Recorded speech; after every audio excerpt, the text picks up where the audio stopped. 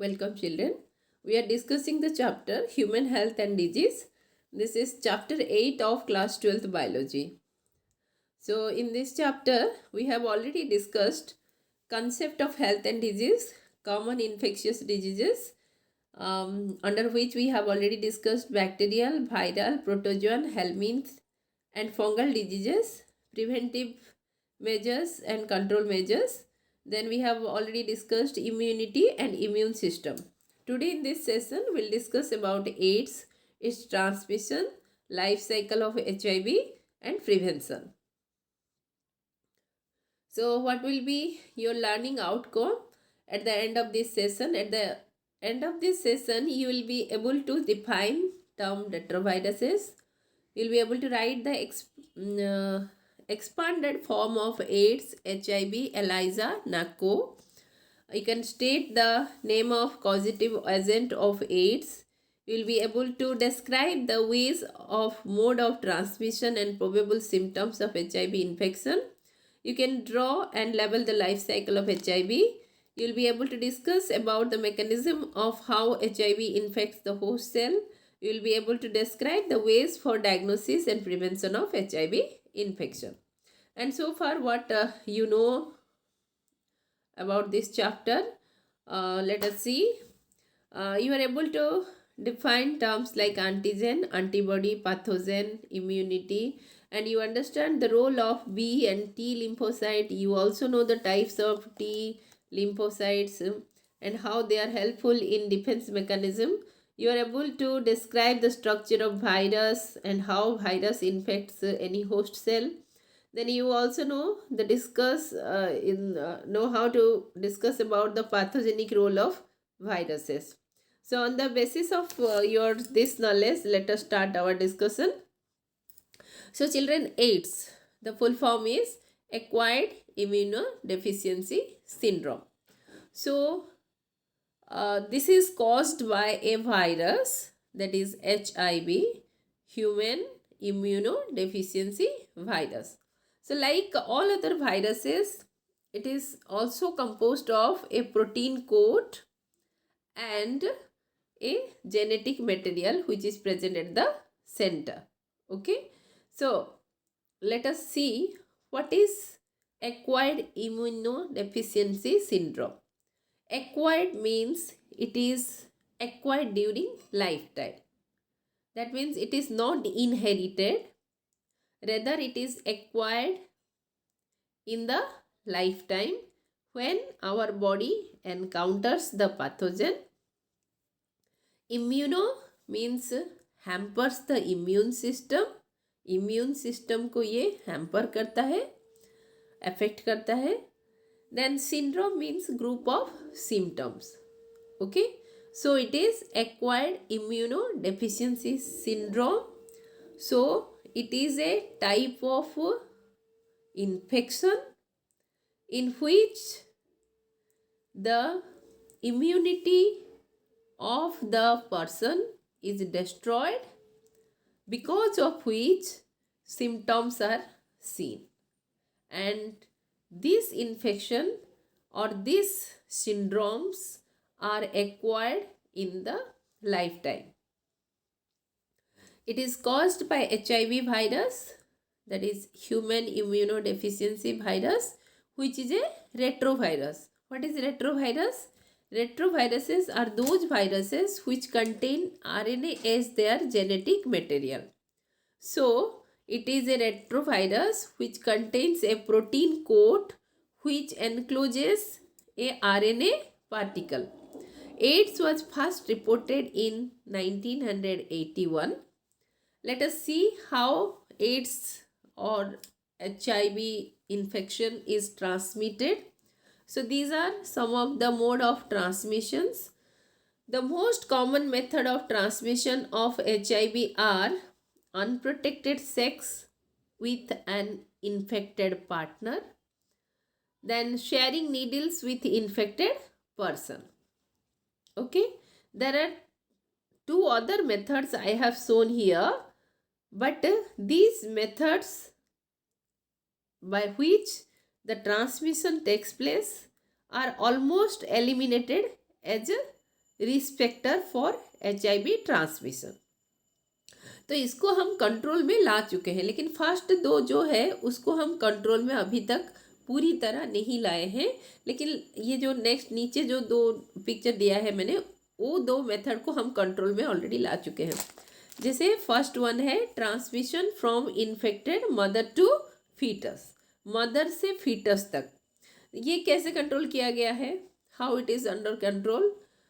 When a lady gets pregnant, pregnancy के time में time to time HIV test किया जाता है। अगर HIV पॉजिटिव होता है मदर, तो उसका जो प्रेगनेंसी है उसको अबॉर्ट कर दिया जाता है। ठीक है, तो इस तरह इसको कंट्रोल कर दिया गया है। दूसरा, इस केस में क्या किया जाता है आपका, during blood transfusion, infection from blood products. जब मान लो किसी आदमी से और किसी आदमी को ब्लड देना है, तो हम हमेशा ये प्रिफर करते हैं कि ब्लड बैंक से ही ब्लड लें, क्योंकि ब्लड बैंक में जो ब्लड होता है वो अच्छी तरह स्क्रीनिंग किया जाता है। स्क्रीनिंग यानी हर तरह का जो डिजीज कॉजिंग माइक्रो ऑर्गेनिज्म या फिर कोई इन्फेक्शन, जैसे HIV का इन्फेक्शन या फिर हेपाटाइटिस B का इन्फेक्शन, ये सारे इन्फेक्शन ना हो उस तरह का सारा टेस्ट किया जाता है, फिर उसको प्रिजर्व किया जाता है। या फिर किसी पर्सन से किसी पर्सन में डायरेक्ट अगर ब्लड ट्रांसफ्यूजन किया जा रहा है, तो उस केस में भी जो डोनर है, डोनर का ब्लड को अच्छी तरह स्क्रीनिंग किया जाता है।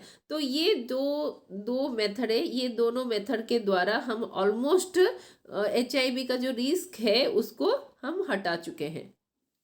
अभी हम देखेंगे who are at risk of getting the disease. First one, those who have multiple sexual partner. Second, drug addicts taking the drug intravenously, जो ड्रग से एडिक्टेड है और इंट्रावेनसली वेन के थ्रू इंजेक्ट करते हैं ड्रग्स को, उनके लिए ये रिस्क होता है। क्योंकि ड्रग्स एडिक्शन की वजह से वो उनका सोचने का समझने का शक्ति नहीं रहता, जिसके वजह से वो कोई भी सिरिंज, किसी भी इन्फेक्टेड पर्सन का सिरिंज भी यूज़ कर सकते हैं, जिससे वो खुद इन्फेक्ट हो सकते हैं। Then next is who require repeated blood transfusion. कोई पर्सन जिसको जैसे थैलेसीमिया वगैरह होता है, उनको अगर रिपीटेड ब्लड ट्रांसफ्यूजन की ज़रूरत होती है, तो उस केस में भी इन्फेक्शन होने का चांसेस होता है। हालांकि हम लोग सावधानी बरतते हैं, लेकिन फिर भी मान लो इमरजेंसी में हमने ब्लड दिया लेकिन उसको अच्छी तरह स्क्रीनिंग नहीं हुआ, तो उस केस में ट्रांसमिशन होने का चांस होता है।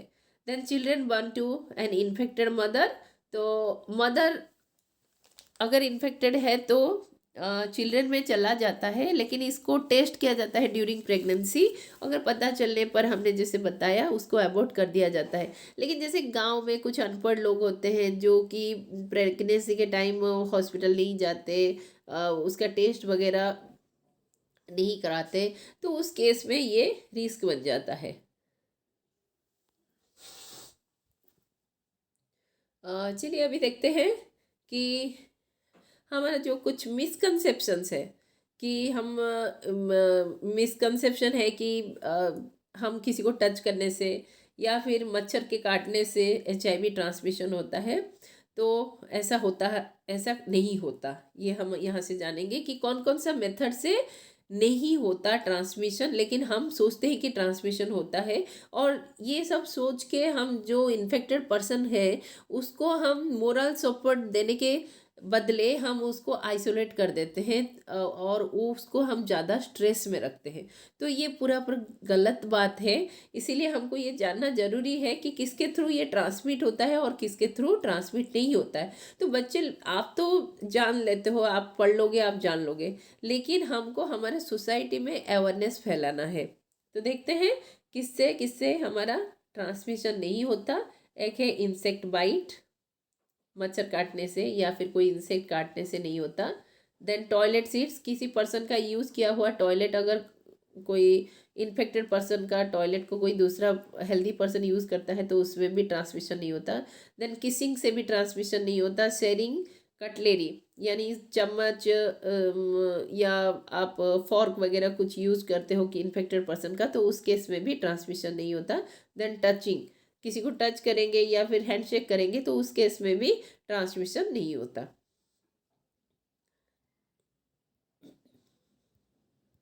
तो अभी हम देखेंगे कि ये जो बच्चों सिम्टम दिखाई देता है इसमें आपका किसी भी पर्सन में HIV इन्फेक्शन होने के बाद उसमें काफ़ी समय लग जाता है। इसीलिए ये HIV कोई पॉजिटिव है या नेगेटिव है वो जानना बहुत मुश्किल होता है, क्योंकि जब तक सिम्टम दिखाई ना दे तब तक हम डॉक्टर के पास नहीं जाते, कोई टेस्ट नहीं करवाते। तो HIV इन्फेक्शन में भी ठीक इसी तरह ही होता है। जैसे हम देखेंगे यहाँ पर हमारा किसी को HIV इन्फेक्शन हुआ तो उसका 5 या 10 साल के बाद सिम्टम दिखने लगते हैं। तो तब तक क्या होता है, ये 5 और 10 साल जो होता है उसको लैग पीरियड कहा जाता है। तो ये लैग फेज में आपका जो HIV इन्फेक्ट करता है बॉडी को, वो काफ़ी सारे T सेल एंड मैक्रोफेजेस को डिस्ट्रॉय कर चुका होता है, हमारा इम्यून सिस्टम वीक हो चुका होता है। तो इसीलिए हमारे हाथ में कुछ नहीं होता करने के लिए, ठीक है। तो इसीलिए ये ड्रेडफुल है। अभी हम देखेंगे HIV वायरस का लाइफ साइकिल, ये किस तरह हमारे बॉडी को इन्फेक्ट करता है, फिर अपना लाइफ साइकिल कंप्लीट करता है और मल्टीप्लाई करता है। तो जैसे हमने आपको बताया कि retrovirus, it is a retrovirus, RNA is it's genetic material. तो बच्चों ये जो डायग्राम हमने दिया है, ये डायग्राम अक्सर एग्जाम में आता है आपका 3 मार्क्स क्वेश्चन में, या फिर डायग्राम में कुछ स्टेप्स छोड़ दिया होगा, उस स्टेप्स को आपको लेवलिंग करना है, उसके लिए 2 मार्क्स हो सकता है।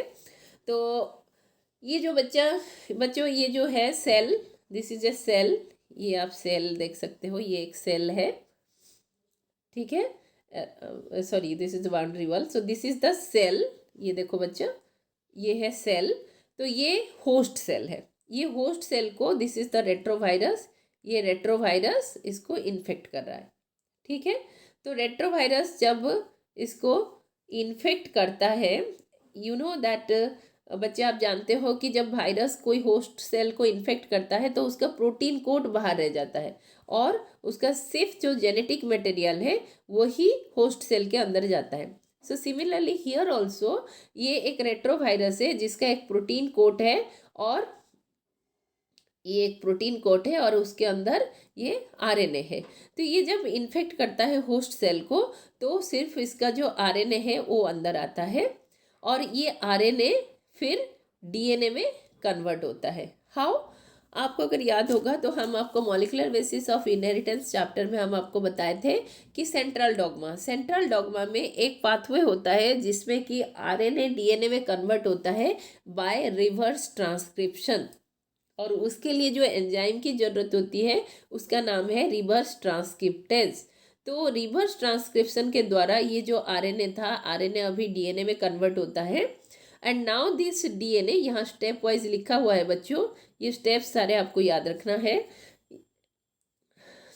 अभी जो DNA बन गया, that DNA is viral DNA। This viral DNA incorporate itself into the host DNA। होस्ट का जो DNA है उसके न्यूक्लियस के अंदर जाता है और उसके DNA में ये घुस जाता है। ऐसा क्यों करता है? क्योंकि ये जो DNA है आपका वायरस का DNA, उसका खुद का रेप्लिकेटिंग मशीनरी नहीं होता। इसका मतलब DNA को रेप्लिकेट करने के लिए एक group of enzymes are required, उसके साथ साथ और क्या ज़रूरत है, उसके साथ साथ एक ओरिजिन की ज़रूरत है जो कि वायरस का DNA के पास होता नहीं है। तो वो फिर रेप्लिकेट कैसे करेगा? इसीलिए वो खुद को इनकॉर्पोरेट कर लेता है होस्ट के DNA के अंदर, और होस्ट का DNA का जो मशीनरी है, जो रेप्लिकेटिंग मशीनरी है, साइट ऑफ ओरिजिन है, ग्रुप ऑफ एंजाइम्स है, उस एंजाइम को, ओरिजिन साइट को सब यूज करके ये अपना मल्टीपल कॉपीज बनाता है, ठीक है। तो यहाँ पर DNA बहुत सारे कॉपी ऐसे बना लेता है लाइक दिस, ठीक है। ऐसे बहुत सारा कॉपी बन गया, और कॉपी बनने के बाद उसमें से क्या बनता है, यू नो दैट RNA से DNA से RNA बनता है। तो इसमें से RNA निकल आते हैं साइटोप्लाज्म में। So here you can see the RNA. So like this a number of RNA comes out of the nucleus. लेकिन उसमें से कुछ RNA राइबोसोम के साथ मिलकर प्रोटीन बनाते हैं, और वो प्रोटीन जो है दैट इज वायरल प्रोटीन, वो वायरल प्रोटीन आरएनए के चारों तरफ कोट बना लेते हैं. Okay, they enclose the RNA that is released from the DNA. तो कुछ आरएनए प्रोटीन बन जाते हैं और बनने में हेल्प करते हैं, और कुछ RNA becomes the genetic material. और इस तरह एक वायरल पार्टिकल से हमारा बहुत सारे वायरल पार्टिकल बन जाते हैं. Now what happens, the viral particles, ये जो वायरल पार्टिकल बने ये क्या करेंगे, आपका जो होस्ट सेल था, this is the host cell, ये होस्ट सेल था, ये होस्ट सेल को अभी इसको लाइज करेंगे, यानी उसका जो मेम्ब्रेन है उसको डाइजेस्ट करके ये रिलीज हो जाएंगे. जब इसके मेम्ब्रेन को डाइजेस्ट कर देंगे तो ये होस्ट सेल डिस्ट्रॉय हो जाएगा.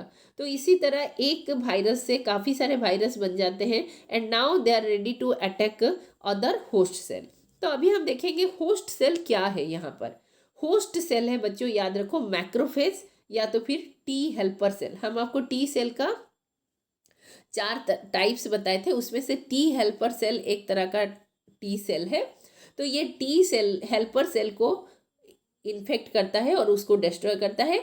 उसके साथ साथ macrophages, macrophages are the phagocytic cells which are present in the blood, जिसको ये इन्फेक्ट करता है और उसको डैमेज करता है.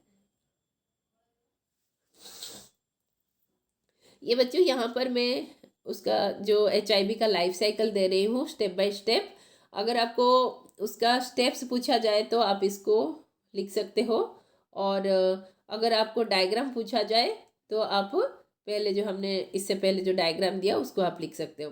तो देखो बच्चों, पहले क्या होता है, HIV enters into the body. Body में एंटर करने के बाद वो ब्लड में जाता है.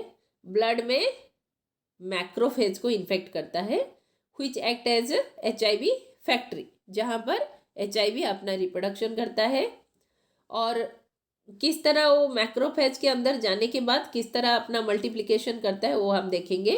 मैक्रोफेज के अंदर जाने के बाद रिवर्स ट्रांसक्रिप्टेज एंजाइम के एक्टिविटी के द्वारा RNA replicates to form viral DNA. RNA DNA में कन्वर्ट हो जाता है. अभी DNA incorporates into the host cells DNA, होस्ट का DNA में घुस जाता है. Then infected cell produces virus particles, जो हमने बताया कि उससे RNA बनेगा, फिर वो काफ़ी सारे वायरस पार्टिकल बनाएंगे. तो वायरस पार्टिकल बन गया. नाउ अभी ये वायरल पार्टिकल आपका टी लिम्फोसाइट या फिर दूसरे मैक्रोफेज को इन्फेक्ट करने लगते हैं. तो HIV enters into the helper T lymphocytes, replicates and produces progeny viruses. तो यहाँ 2 तरह का हो सकता है बच्चों, एक तो मैक्रोफेज में जा सकता है या तो फिर टी हेल्पर सेल में जा सकता है. ठीक है, देन वहाँ से रिलीज होने के बाद दूसरे मैक्रोफेजेस या फिर टी हेल्पर सेल को ये अफेक्ट करता है, जिसके वजह से धीरे धीरे टी सेल का नंबर जो डिक्रीज हो जाता है, जिसके वजह से हमारा इम्यून सिस्टम वीक हो जाता है. अभी हम देखेंगे कि अगर HIV इन्फेक्शन होता है तो इसका सिम्टम क्या होता है.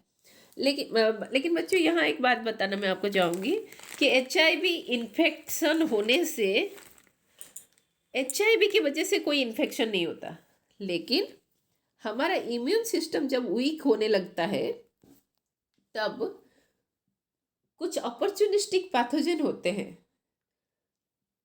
जब हमारा बॉडी का इम्यून सिस्टम वीक हो जाता है तब different bacterias, different fungus, different other different viruses starts infecting our body, और उन्हीं के वजह से, उनके इन्फेक्शन के वजह से हमारे सिम्टम्स दिखाई देते हैं.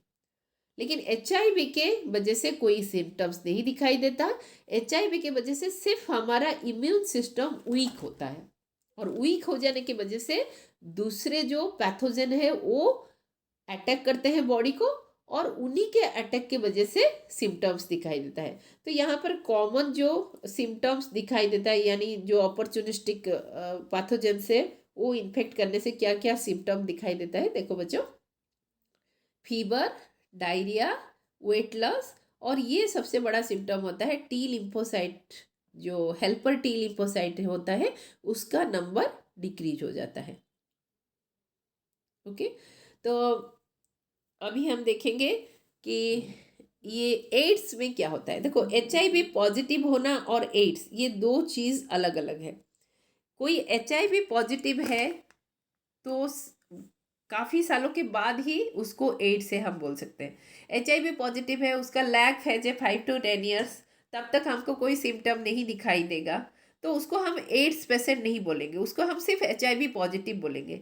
जब उसमें सिम्टम्स देखने लगेंगे, जैसे उसको ट्यूबरकुलोसिस हुआ, निमोनिया हुआ, ऐसे सिम्टम्स दिखाई देंगे, फीवर हुआ, वेट लॉस हुआ, ये सारे होने लगेंगे, तभी हम उसको बोलेंगे एड्स।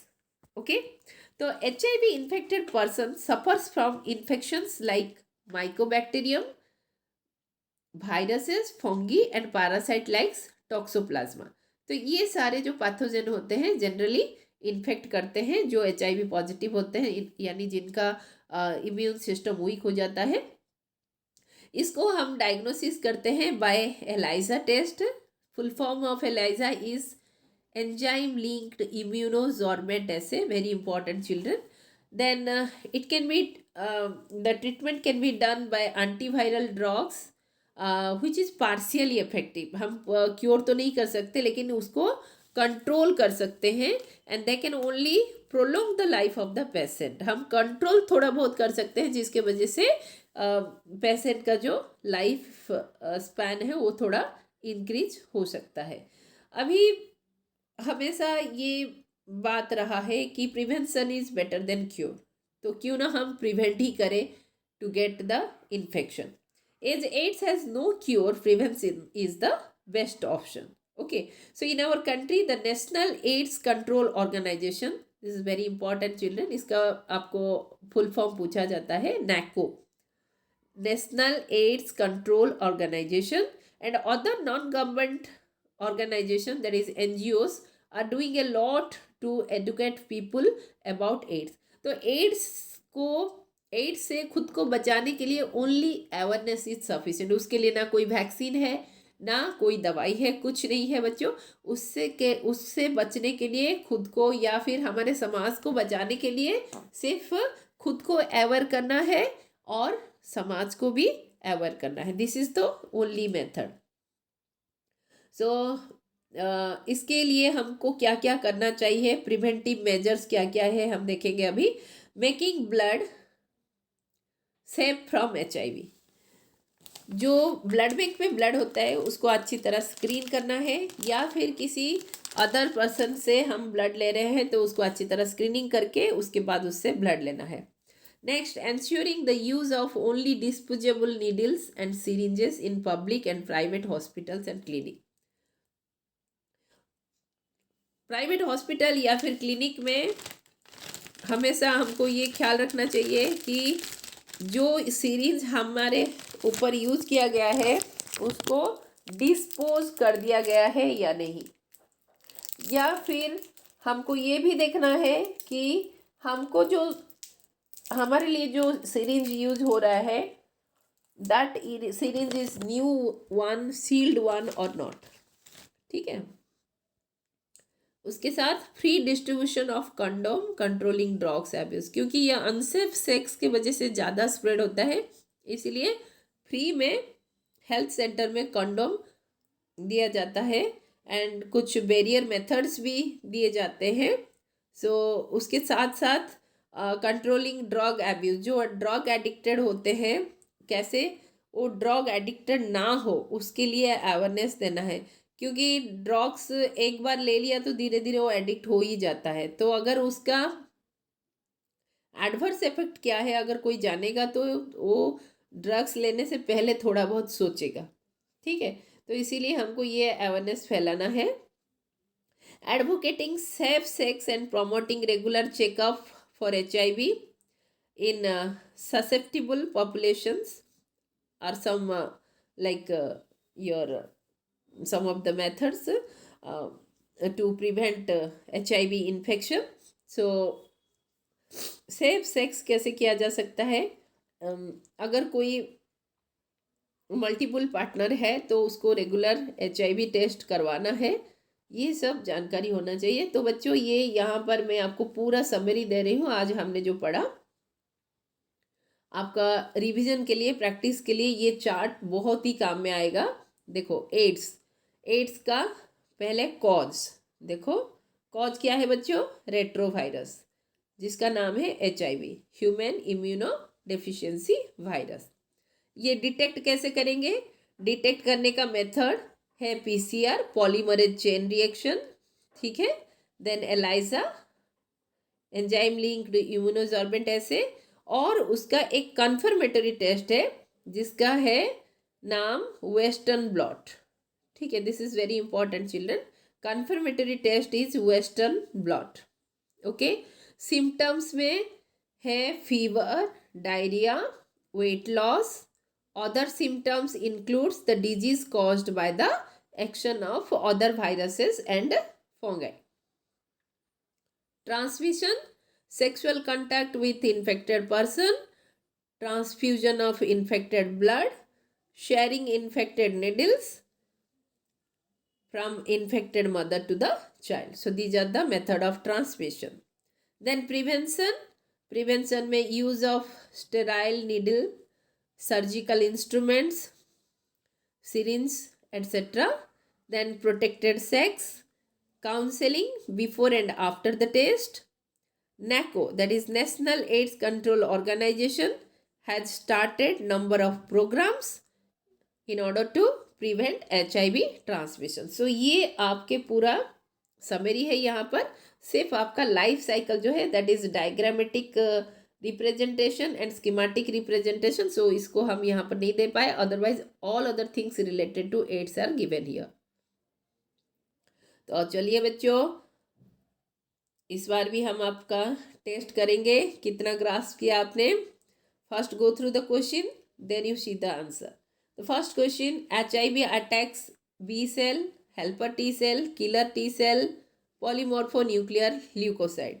सो आप सोचो बच्चों इसका आंसर क्या होगा, तब तक हम दूसरा क्वेश्चन पढ़ते हैं।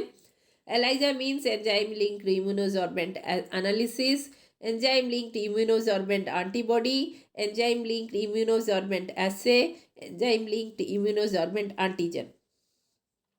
Third question, the chemical test that is used for diagnosis of disease caused by human immunodeficiency virus is serum test, ESR test, Widal test, ELISA test. AIDS can be transmitted by infected blood transfusion and sex with infected person, handshake, kissing, all of these. HIV viruses has a protein coat with single stranded RNA, no protein coat and double stranded RNA, no protein coat and single stranded RNA, protein coat and double stranded RNA. तो बच्चों question अच्छी तरह पढ़ लीजिए, options भी देख लीजिए, आप अपना आंसर सोच लीजिए। चलिए हम देखते हैं अभी हमारा आंसर क्या कहता है। हमारा आंसर है, क्वेश्चन नंबर 1 का आंसर है T हेल्पर सेल, यानी option B ELISA enzyme linked immunosorbent एसे।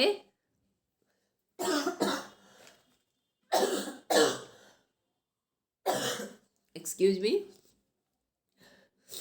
Option C. Then question number 3 का option will be D ELISA. Question number 4 का that is AIDS can be transmitted by infected blood transfusion and sex with infected person.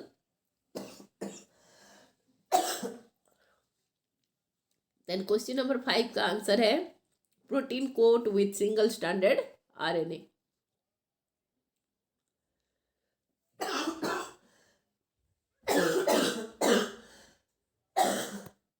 So as usual here also I have given some home assignment.